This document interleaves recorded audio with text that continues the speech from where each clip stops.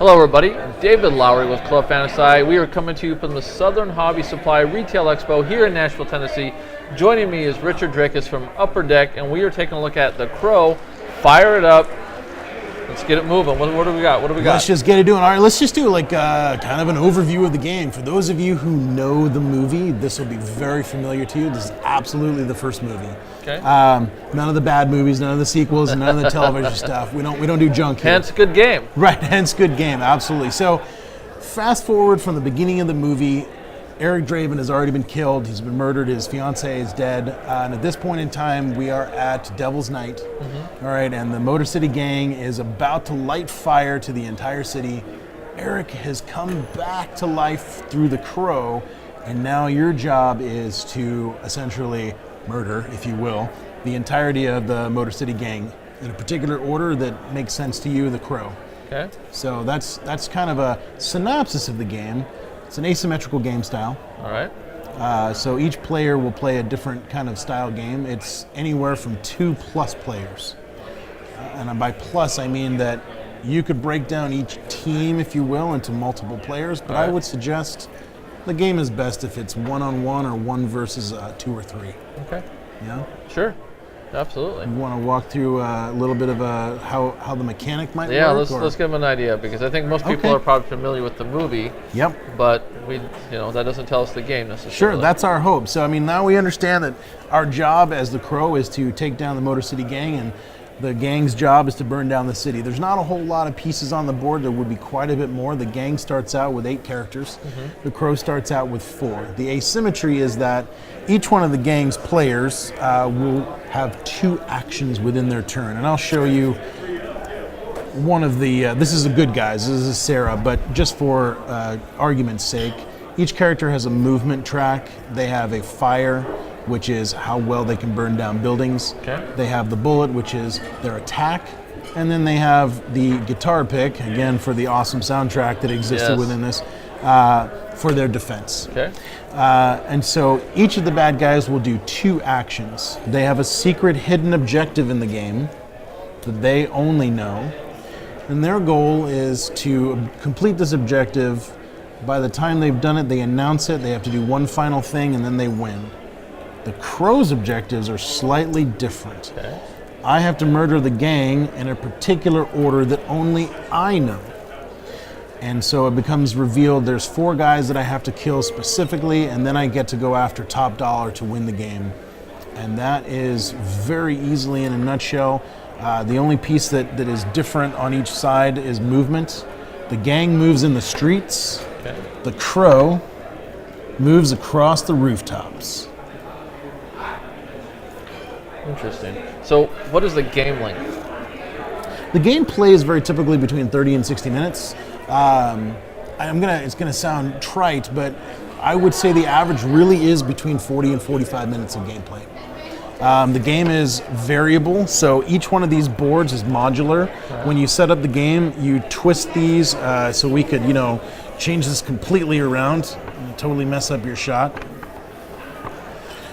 And now we have rearranged the game. Right. Each game board has 2 sides.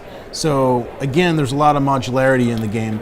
And then each one of these tokens that you might want to see here, there are circles in the game, and they get placed down randomly. So every game is going to feel different. A lot of replayability. Absolutely a lot of replayability. And of course, the objectives make a lot of changes, a lot of subtle differences to the game. The only other cool piece that I like to this game are the dice. Each of us get a set of 5 dice. There are 6 symbols on those dice, and we use these to burn buildings down, to attack or defend against one another. Very simple for us to attack. All I've got to roll, for burning a building, is that fire symbol. If I roll the fire symbol, I put a burn token down. It's as easy as that. If I'm going to attack somebody, if I roll 2 of the same symbol, I now have done that particular attack, and now the other player has to defend against it. To defend, I just have to roll 1 of those symbols. If I don't, I die. So I'm assuming by the fire symbols on the tokens, that's how many of those symbols you need to accomplish that. Absolutely, absolutely. And so typically the bad guys, the Motor City Gang, will have an objective that states they must burn a certain number of burn points, building points. Say it's 8 or 10 or whatever, and then they have to go burn a specific building to win the game. So there's 3 here, 1, 4. So they just have to burn a certain number of points in order to complete their final objective.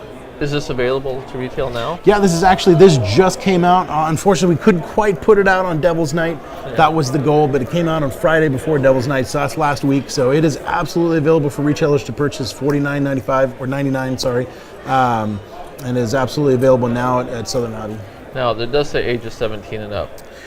Yes, so we specifically did that because of the content in the movie. The movie was definitely a very graphic movie, and essentially, your characters are doing things that are very violent, right?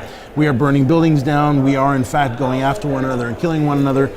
Could younger players play this game? Sure. It's not from an age category that you can't understand the game. The mechanic is very simple, but we really put that on there to say, look, the content is a little bit older. If you're a parent, make the choice and allow the kid to play the game or not, depending on if that's how you want them to play their video games. It's the same idea here. So obviously fans of the movie are probably going to enjoy the game, but if you're a retailer, who are you tailoring this towards? So to me, this is a noir game, right? So it's a very dark game. I would tailor this towards people that like asymmetric game styles, people that like games one versus many, and also people that like a little bit of replayable randomness to the game with a light strategic element to the game. Interesting. But really, anybody that likes kind of a dark, so somebody that likes a Kingsport Festival rather, somebody that likes a dark kind of a game, this absolutely fits on that. It absolutely fits on a Halloween night, game night, perfectly. Yep, horror game night. So Cthulhu lovers. Yep, there you go. All right, there it is. That's Richard Dracass with UpperDeck. I'm David Lowry with Club Fantasci. You just saw The Crow. Fire it up. Check it out on southernhobby.com or at any other retailer in the area. Well, maybe your website. Our website is upperdeck.com. All right, there it is. Stay tuned. We have more coming to you from the Southern Hobby Supply Retail Expo here in Nashville, Tennessee. We'll be right back.